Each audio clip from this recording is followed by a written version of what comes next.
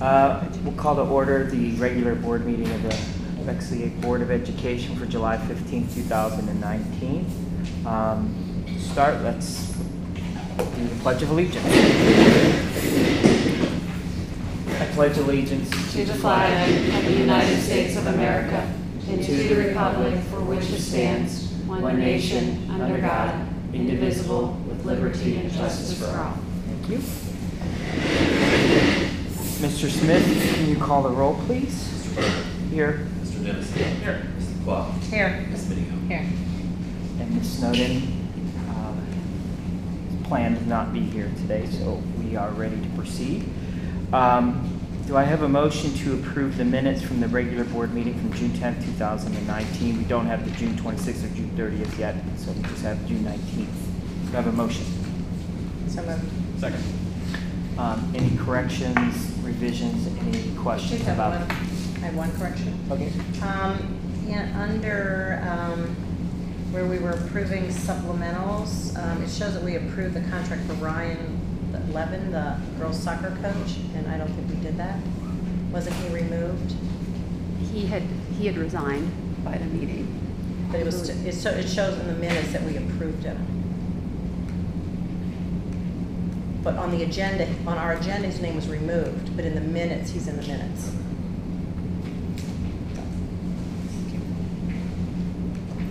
Girls head coach, right? Yeah, girls soccer coach. That was it. Any other questions, revisions, changes? All those in favor of approving the minutes with that change, say aye. Aye. Those opposed? Come up to executive reports and Dr. Miller. Okay, thank you.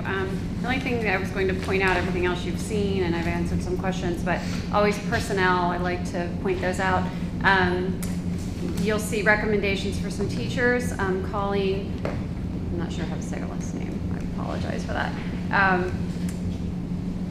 I think it's Hamel, Colleen Hamel, for the .51 intervention specialist at Montrose. I had an opportunity to meet with her. She taught last year in Gahanna as her first year, and she'll be joining us. She's quite excited about coming to Bexley. She replaces a teacher who resigned at the end of the year.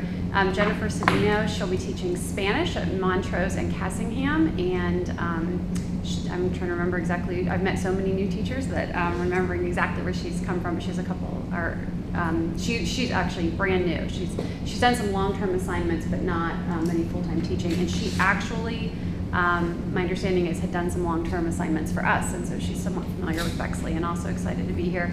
And then Erica Salido will be a new kindergarten teacher at Maryland. That's a position. We actually reduced kindergarten at Maryland, and then enrollment went right back up. And so the teacher who had moved wanted to stay where she was moving. She moved to Montrose, and so Erica did a long-term assignment at Maryland last year for us, and so she's again familiar with in kindergarten, so she's familiar with the team and they with her, so very excited about her joining us. Sad to lose Kristen Kanya was our .5 Spanish teacher at Maryland. She had the opportunity to take a full-time position in the district where her children go to school, and so she decided to do that. And then you'll see Jen Brunetto, who is requesting leave for maternity leave. And then also I wanted to point out, you see, and I've talked to emailed a couple of you about this, Andrea Brown for a stipend. This is the amount that we pay when a teacher does a 6th assignment, but she can't do this during the day. As a result of greater demands and expectations in special education, both from the state level and also from our community, we just need some more support in the area of special education. And so Andrea, having served in an administrative capacity last year, has the skill set to do it. And so she's going to help out with some of the IEPs at the Fairfield Career Center. We have more students going to the Career Center this year than we did last year, so there'll be additional needs there. Also preschool, that's a growing population as well. And then some of the secondary transition planning, she has a really great skill in that area, and so working with our intervention specialists at middle school, high school on those transition plans for post-school. So recommending that it's not a full, we at some point have talked about coordinator. This is not a full-time position. She's going to take this on as extra work. Some of it can be done outside the school day. In fact, she's willing to stay late. Usually she'll be available until about 5 o'clock in order to provide some additional supports. It doesn't take care of everything we need, but it's a good start. That's why I'm making that recommendation to you. So she'll be working with Ms. McMasters? Yes, yes. In fact, Ms. Robbins, Ms. McMasters, and Ms. Smith all worked on a proposal. I asked them to bring me a proposal on how this would work, and so they brought that forward to me. And again, we definitely are seeing the need in the area of special education. So Andrea is a 25-year veteran intervention specialist, and again, with a year of administrative experience, it makes sense for us to ask her to help out. So I'm making that recommendation tonight as well. And then I'll answer any other questions as they come up. Thank you. Mr. Smith? Thank you. The only thing I have to report on are the monthly financials for the fiscal year end. A couple things of note on operating transfers in and operating transfers out. There's a variance of $89,591, and that is just due to, it doesn't change our cash position. We created cross-categorical units, and for best way to say it is reporting factors to ODE and for federal special education dollars. I set up a separate general fund for it, so easier tracking, easier reporting, because we're also using special education federal dollars for it as well. So it's an offset, doesn't change the cash position, but the variance is kind of significant when you look at those lines. Overall, I'm pretty pleased with how the fiscal year came out. We did better than projected. My internal personal goal is to be within 2% on revenue and then 2% within expenditures, and came well beneath that in revenue and just under that at 1.62 in expenditures. If you take out the 89,000, that was kind of a wash. That does even better, but I will update this because as I see this now at the very top, it says July 2018 to April 2019. That was not updated to reflect June. Yeah. So I'll update that as well. Any questions? That's all I had. Looks good. I should ask you beforehand, on the capital outlay, which is 3.050, Yes. the projected, it was well below what you said. It was well below, and then you see purchases or supplies a little bit higher. Not as much, but we appropriated the fund level so money could be moved up into supplies to cover that in appropriation as we did. But can't really answer why capital outlay is so much lower. My thinking is because the Facility Advisory Council has kind of been reviewing things internally as a district, we've kind of been a little hesitant to make some improvements on facilities. We've made improvements on what we've needed to, and so I think we just probably appropriated a little bit more than what we needed to. Okay. It's just historically, this came in lower than Okay. historical trends and numbers. All right, I should ask you beforehand, but I appreciate that. It's a good question. Any other questions, Mr. Smith? All right, thank you. Moving on to board reports. Since school has been out, I have not been in any meetings. The committees that I am on haven't met, so I have not. Mr. Dennison. Similarly, the rec board doesn't meet in July, so we have not had a meeting, and the Facility Advisory Council is also not met, but we are planning to have tours August 6th, is that right? Yes. So some of our existing facilities, so looking forward to that, and I should have a report on that for our next meeting. Separately, I just wanted to take a moment and formally announce that I've decided to run for a third term for a seat on the Board of Education. The last 8 years have been very rewarding and inspiring and challenging in lots of different ways and surprising ways. But I've really, really enjoyed my time here, and I know there's additional work that I'd like to be part of continuing to do. And so I look forward to meeting everyone out on the campaign trail, both constituents as well as the other committed people who have decided to run for the position as well. So I to the board. Thank you. Ms. Lacroix? I have no committee reports. Ms. Meany? Policy committee did not meet. I have nothing to report. Okay. Thank you. And will our student council president, will she be at our next meeting? She should be at our next meeting because it will take place after the school year has begun. Okay. So, It's crazy to think about. I know, it is crazy to think about, I should be but really committed if they were here. So, that would be great. All right. No, I didn't think she would be here tonight. I just wondered if. Okay. Thank you. I don't believe we have anybody here for public comment. Is anyone here for public comment? Nope. Okay. All right, moving on to item number 5 on our agenda, the personnel consent agenda. Do I have a motion to approve items 5A through D, or A through C? so moved. No, second. Do we have any questions, discussions? Anything that we had? I think Dr. Miller covered a little bit of it, but do we have any other questions?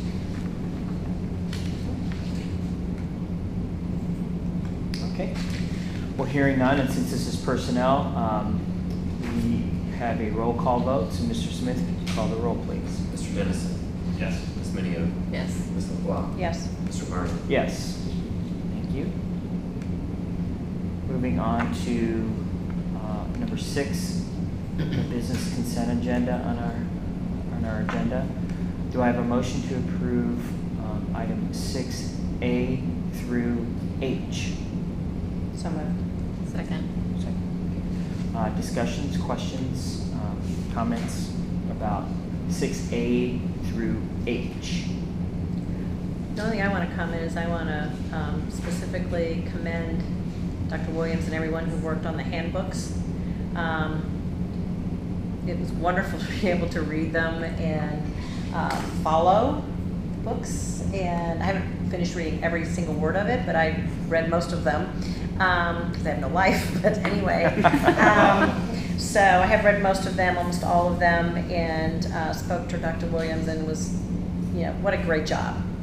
I love that it's one thing that always bothered us. It wasn't formatted as a district. It was kind of formatted as a school or as a grouping of schools or whatever. So, and it's clear, concise. I love the headings. Great job. So, High school, the principals did those. well, but somebody had to organize it and be in charge of it. And I know that's one of your functions as the new leader in that area. And so, what a great start.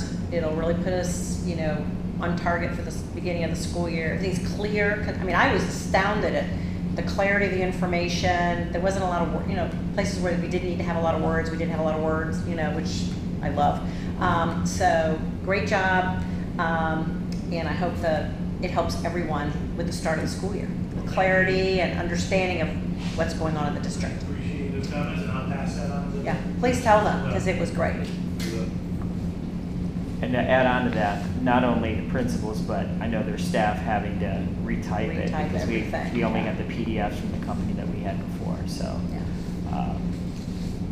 I know that was probably a huge undertaking. So that I'd like to add on your comment with that.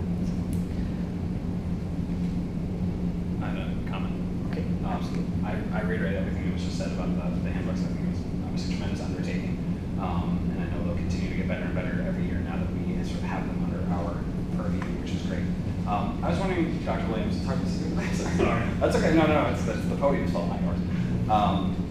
I was wondering if you could just speak a little. I know you communicated this to us in our Friday reports, but if you could just speak a little bit to the sort of process by which the code of conduct was created and kind of the rationale for bringing it together and sort of how that all sort of came to be. I think it's just an interesting thing. We haven't had one yet.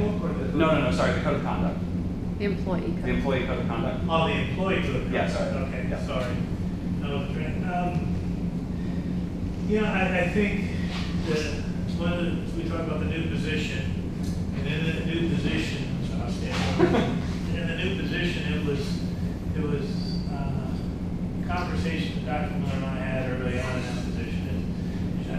even asked the question about where is ours? And I said, we don't have one. And so she sent me to a workshop to learn more about it.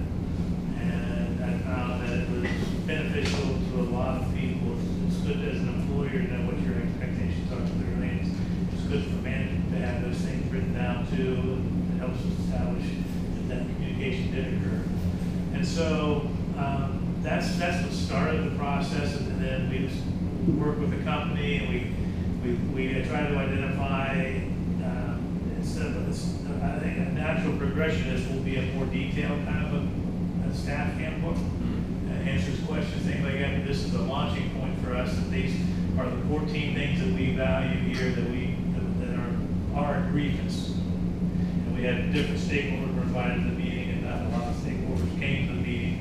But with some, we sat down and we worked through those, and we shared it with the various stakeholders, get their input. And then from that now, in my HR role, this unfortunately sometimes I'm not a job that I particularly enjoy, but I have to put on an investigator or disciplinarian or something like that. And this helps establish what our expectations are as for the just cause. That's been established as well now in this process. So we'll put these online, and then the staff will acknowledge receipt. And so I think it's good. I think it's good to know what our expectations are as an employee. I think it's good for us in administration management to make sure that we're communicating our expectations. We have a responsibility to do that as well. So what we found out the first year, a lot of times that communication is happening after something happened. Yeah. Well, I didn't really know that. Where did you tell me that? Or how did we know? How are we supposed to know? How this is our way of communicating. That's great. I assume that BEA was part of those stakeholder meetings. They were invited. Yes. That's good. Great. Thank you so much. And to follow up on that, part of the, this is coming before the board, and this is a little bit different than other things in that it has a part of the document attached in case the public wants to look at it, but is for each of us to sign the document as well, that we're in agreement with these 14 points under the code of conduct. So as we go through this and discuss this, but obviously when we hopefully approve this, that we can each sign it, and we can get Marley to sign it later. So. Can I interject one thing along with Mike's question? Sure. When BEA and so is OPSI were invited, but they were also invited on the condition that this is management's rights, and we're not negotiating. Sure. That make sure that was clear. Thank you. I would add as well, everything in here is grounded in board policy, state and federal law, and the code of ethics for Ohio licensed educators. So it's really not any new content. It's just sort of a sort of Putting it encapsulation and a sort of a one-stop shop Yeah. kind of for Yeah. those basic, real high-level Right. values. It's not the Exactly. handbook, it's just a form. Mm-hmm. There's going to be a handbook. Yeah, we'll develop something. This is just a form The of form. acknowledgement that she said they're all tied. Nothing in there isn't supported by a negotiating agreement or board policies, state law, federal, civil laws. Nothing, and in fact, you said professional misconduct, so there's nothing new or surprising. It's just now it's been formalized, and we'll be proactive in distributing it, especially if you vote yes on that we can distribute. That would give them a little bit more credence, those values, that supports it as well. Great, thank you. Any other comments on any items from 6A through H? I just have one other comment. Just as sort of the, I guess, representative here of the Facility Advisory Council, I wanted to commend Mr. Eikenberry. I know with everything going on, there's so much, so many things to keep on top of. It can be very easy just to kind of, oh, we have this agreement in place, let's just continue to do this, but to go and look and actually find a way to save us, tens of thousands of dollars on a new agreement that actually works better for us, saves us money and is better in terms of long-term service and maintenance contract. I think is really great. That's the kind of thinking and close looking at our financial finances that I think are really appreciated, especially in a year where there's a lot of scrutiny on our finances. And this is, continuing to go look and find ways for us to save money but still deliver on our promises to our students and our staff and our community is really commendable. So thank you. Awesome. Thank you. Any other comments or questions? Okay, great. All those in favor of items 6A through H, say aye. Aye. Those opposed? Thank you. Moving on to item 7 on our agenda, we have 7A through C. Do I have a motion to approve 7A through C? So moved. Do I have- second. Do I have a second? Yes. Okay, sorry. Any questions, comments, anything about A through C?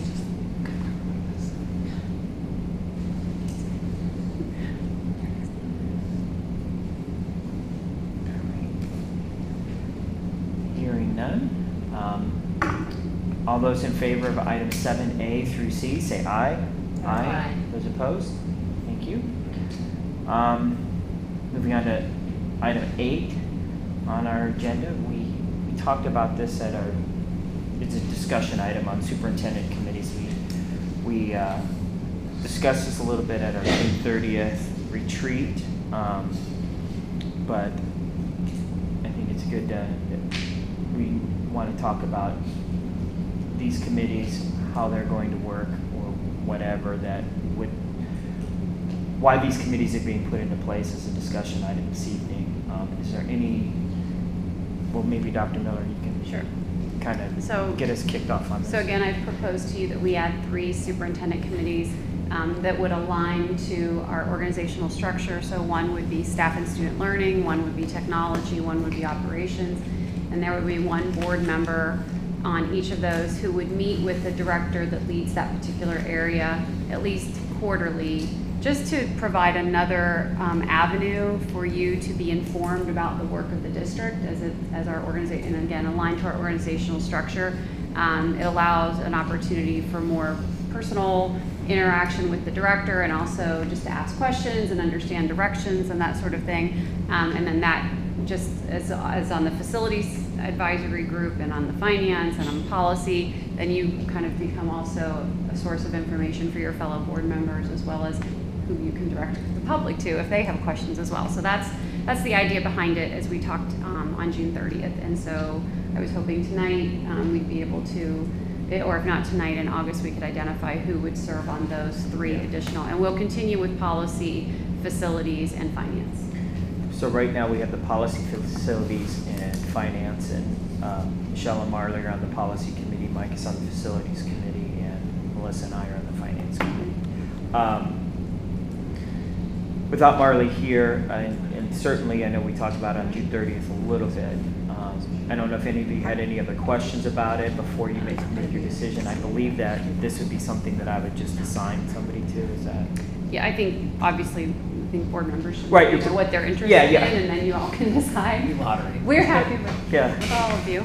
Yeah, we'll be drawing names out of hats after the Okay. meeting. No. So all of you, if you have any, does anybody have any questions of Dr. Miller about what each of these committees might entail or whatever before I solicit which committee you might want to serve on, if any, because I know that everybody's really busy, so. The only clarification I want is it's really just a meeting with us and this administrator. It's not a committee other than No. the 2 of us, Right.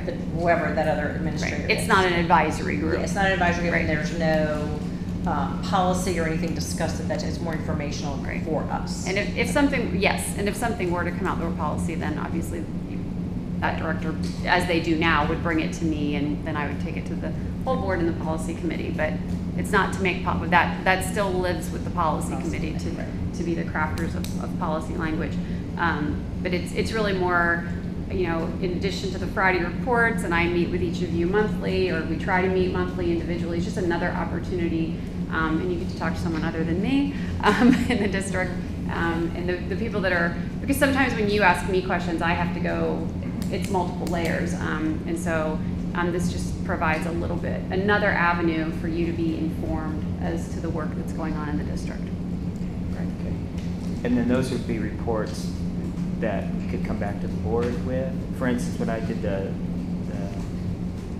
tech roundtable or whatever it was, we would meet and then I come back and kind of give a little Sure. report. Yep. So, okay, so that would be something the board, okay.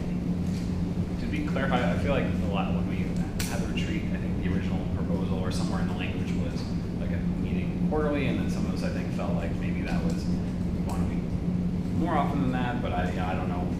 We obviously don't want to impose on the schedules of the administrators we're meeting with. I don't know if that's something TBD that we would just determine once we sort of in concert. And I would like discussions. to this year say, at least quarterly, probably not more. That it's the time component to make it work for the administrators. We want it to be informational. She'll still get a Friday report every week from all of us, but I think you and the administrator can work that out.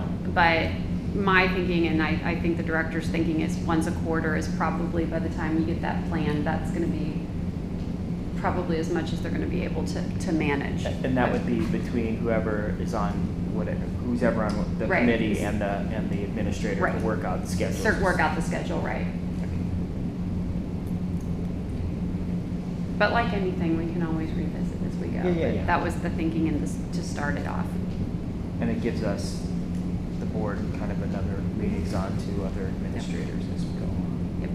I just think on that point, I think it's really great to, I know in the first few years of Dr. Miller being here, we really focused on this group forming sort of a bond as a governance team, and it's great now that we especially have sort of this fuller suite of administrators on staff now, that sort of those relationships can be broadened and we can start to create that level of trust and communication with some of the administrative team.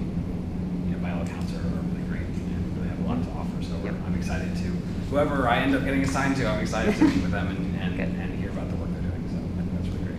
And if any of you have any specific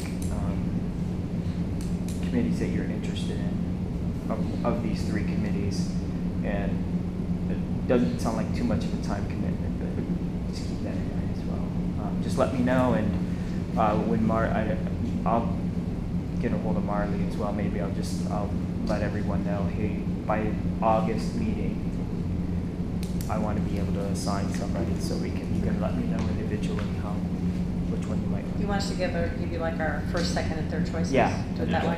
That'd be good. And then I'll put it on a dartboard and throw darts.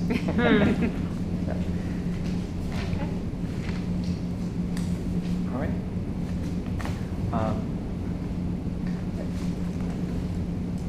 Is there anything else we need to cover with that? Moving on to item 9, other matters. Is any property come before the board? Is there anything that somebody had or? Okay. We do have executive session this evening. So I will make sure I read what is required for executive session. Whereas the Public Board of Education may hold an executive session only after a majority of the quorum of the board determines by a roll call vote to hold such a session, and only at a regular or special meeting for the sole purpose of consideration of any of the following matters. Under A, to consider one or more of the, as applicable, the terms with respect to a public employee or official, and that would be items A7, compensation of a public employee or official.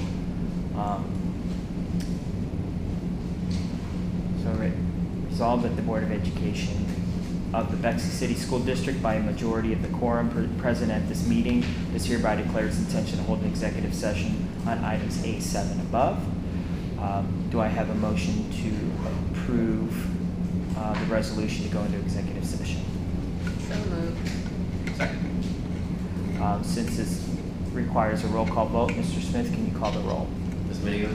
Yes. Mr. Dennison? Yes. Ms. LeBlanc? Yes. Mr. Barnum? Yes. And there will be no vote after this session. All right. Thank you. Thank you.